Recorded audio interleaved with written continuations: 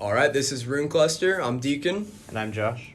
So, Rune Cluster is a bullet hell game where you are designing a rune cluster that is your player character. You're doing this to be able to slay whatever monsters and enemies get in your way through your rune's automatic attacks. As you gain more runes and find their connections, you will have epic synergies leading to great moments.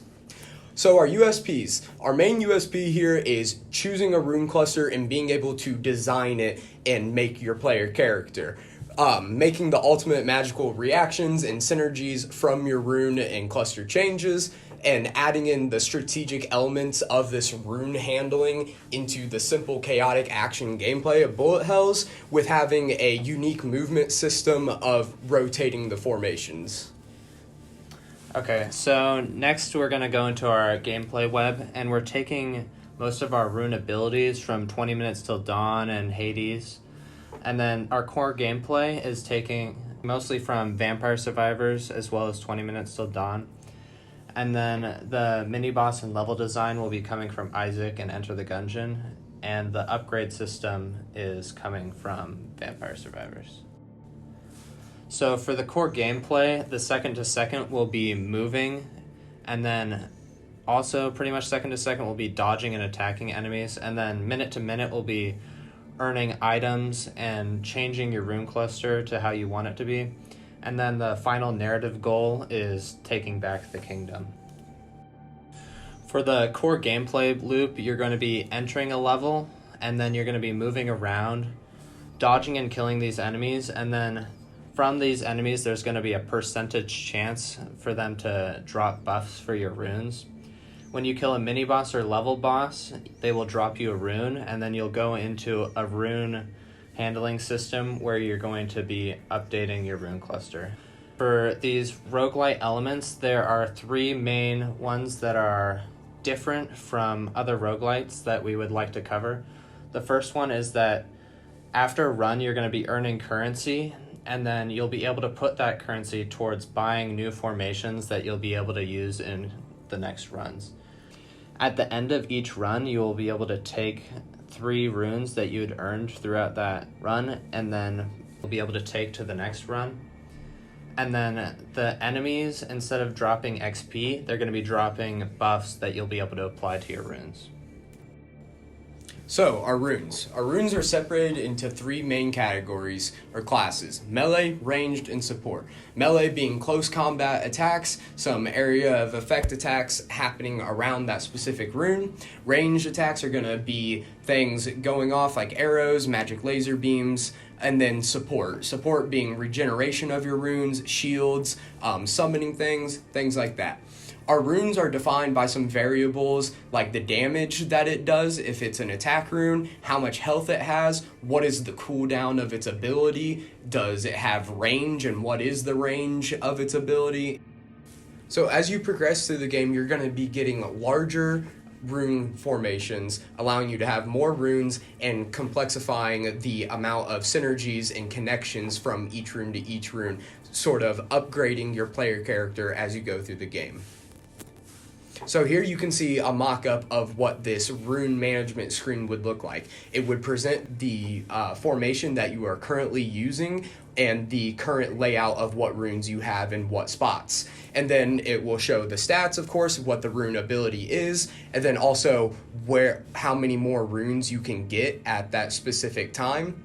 And then also a different tab to be able to switch to other formations if you want to change formation and restart your rune cluster. And here you can see this is how the management works as you build and get more runes. Starting out with 3, you get a 4th one. You can change up their positioning and however you want in your formation until you fill up the formation.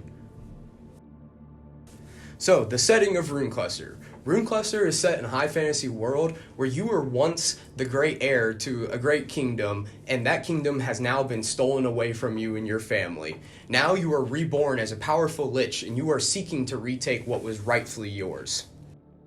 So our aesthetics game web. We are going for the level of stylization and rendering from things like Darkest Dungeon and a lot of comic books, especially things from like Rob Liefeld and similar comic artists. We're also going for a simpler, bolder character on a more detailed background to make that sort of distinction.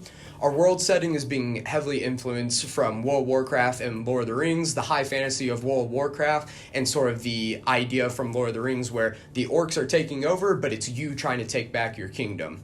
Special effects, specifically the magic abilities coming from the runes, trying to be really influenced from the magic abilities in World of Warcraft, and it's all in a top-down isometric view like original Pokemon games or The Binding of Isaac. So here you can see some rune concept art of what are these runes, what are these objects? And we are having lots of different explorations of what these could be. Right now, it is set on this sort of crystal formation, as you can see in the top right, but we have been playing around with what if it is these bone and crystal sort of growths together, or what if it was relics from different cultures to where you, as, you know, this undead lich now, are stealing relics from other cultures and such and trying to use it to retake your kingdom. Here you can see our gameplay mock-up. So up here on the left side, you can see the similar formation from the Rune Management mock-up, but here you are only seeing the connections and the synergies of the runes you have. You do not see the full formation unless you have all the rune slots filled, like in the right mock-up. But here you can see what our sort of goals are for how we want this to look, the tone and setting, and how it's going to play from going from not having a full formation to having a full formation. Okay, so now we're going to be moving into the player motivations, and the main three that we see are that the player is going to be in a fairly constant state of action, trying to avoid these enemies, but then it will be broken up whenever they get a rune, and this is where the strategy element comes in, where they'll have to decide where they're placing these runes in their rune cluster. And then there's also the feeling of discovery that comes with seeing what synergies there are. So for our SWAT, the strengths that we see are that we have an extremely experienced 2D artist, we have a strong programmer, and there are quite a few possibilities for the rune combinations. For our weaknesses, we feel that our narrative is a bit loose. We also don't have a sound designer, and we also don't have a narrative designer. We feel that there are quite a few opportunities in our game. People are ready for a twist on the bullet hell genre, that the art style we're going for is uncommon in this genre, and that we could play more into these negative synergies rather than only going for positive synergies, and that the art style and theme allows for a lot of different options when it comes to the gameplay. Some of the threats is that bullet hell is a red ocean, and we're not totally sure if people would want a more strategic bullet hell. Now we're going to move on to scope and market. We're going to have 5 different levels. Each of these levels will have a level boss. We're going to have 10 different enemy types, 24 different runes, 8 for each class of rune, and then we're going to have 10 different types of buffs that can go onto these runes. In terms of market, we're thinking of building mainly for Steam, but eventually we might try to reach out to Atari VCS because they are looking for bullet hell type games.